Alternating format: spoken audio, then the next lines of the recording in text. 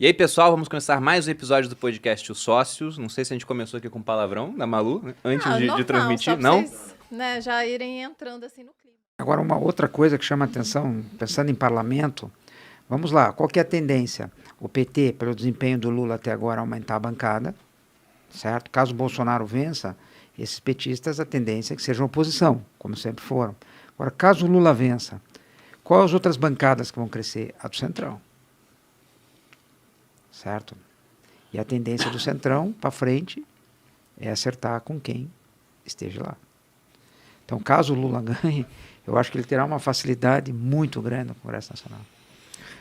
Eu acho curioso. Nesse sentido que eu estou falando, porque quem vai crescer é PL, o partido próprio do Bolsonaro, que é Centrão, os partidos do Centrão, PP, republicanos, os partidos ligados ao Bolsonaro, mas eles são Centrão.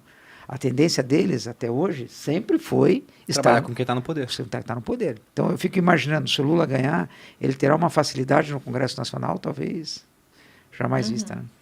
E o que é perigoso com as promessas de campanha que estão sendo feitas, né? Regulação de mídia, esse tipo de coisa. Mas essa estrutura, ela só me mostra como... eu tenho que ser pessimista com o Brasil, no final das contas. Porque eu sou liberal. Eu sempre falo, eu sou a favor de um Estado menor.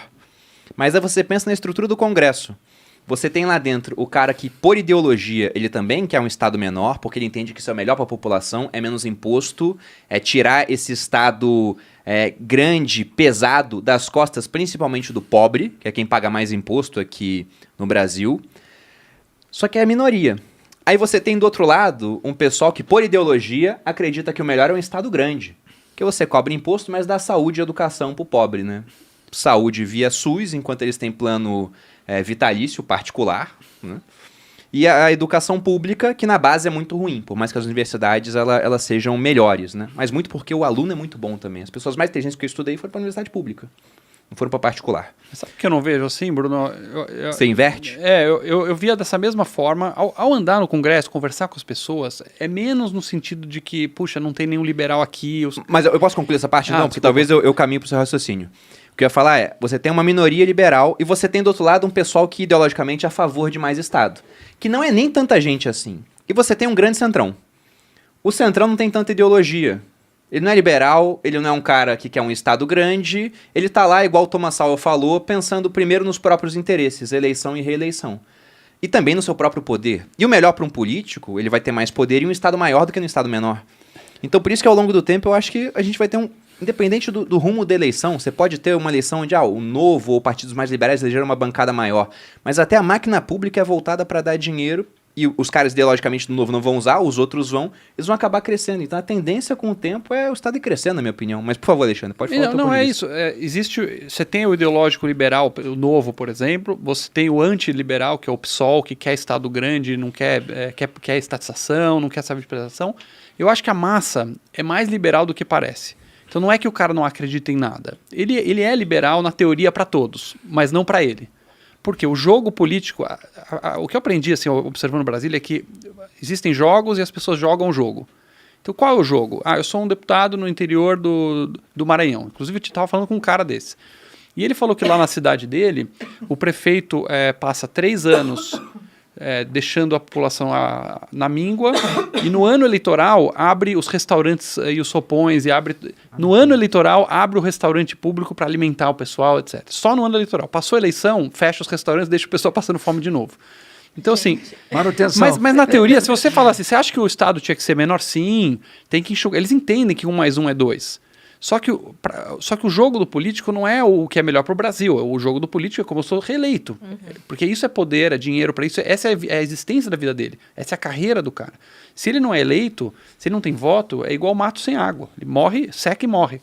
Então ele fala, como é que eu sou eleito? Sou eleito agradando esse meu curral eleitoral, com obras, com benesses, dando frango para a turma aí, arrumando dentadura para a cunhada da Malu, né? E assim que eles são reeleitos. Então ele fala... Zoou a André aqui, né, amor? É igual empresário. Empresário é tudo liberal no geral, mas quando você fala do seu setor, não, mas o meu setor tem que ser protegido, etc. Então o Brasil é menos uma Brasília, que o pessoal não acredita nisso, e mais um castelo de privilégios e cartas, que se você puxar um pedacinho, cai tudo. Então tá todo mundo meio travado. Outro exemplo que ele está citando, isso vai ser perguntado a todos os presidenciáveis. Caso você seja eleito, reeleito presidente do Brasil, você vai manter os R$400, você vai ampliar ou vai diminuir? O que ele vai ter que dizer aqui no ar para você? Que no mínimo ele vai ou manter ou aumentar. Aí tudo bem, mas como que ele vai aumentar? Aí tem a resposta. Tributaremos os mais ricos. Viu?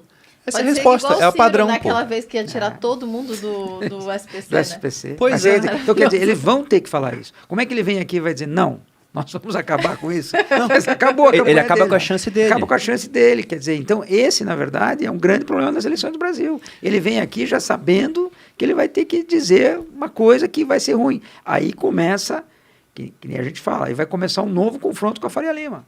Quando eles começarem a ver esses tipos de perguntas e as pessoas respondendo. Que daí vai ser confrontado. Ó, o cara já disse que vai para 600.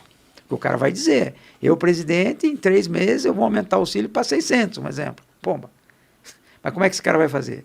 Não, Só que esse está voto. é mais um argumento que mostra por que eu acho que o ele Estado não vai vem aqui continuar mesmo. aumentando no final das contas.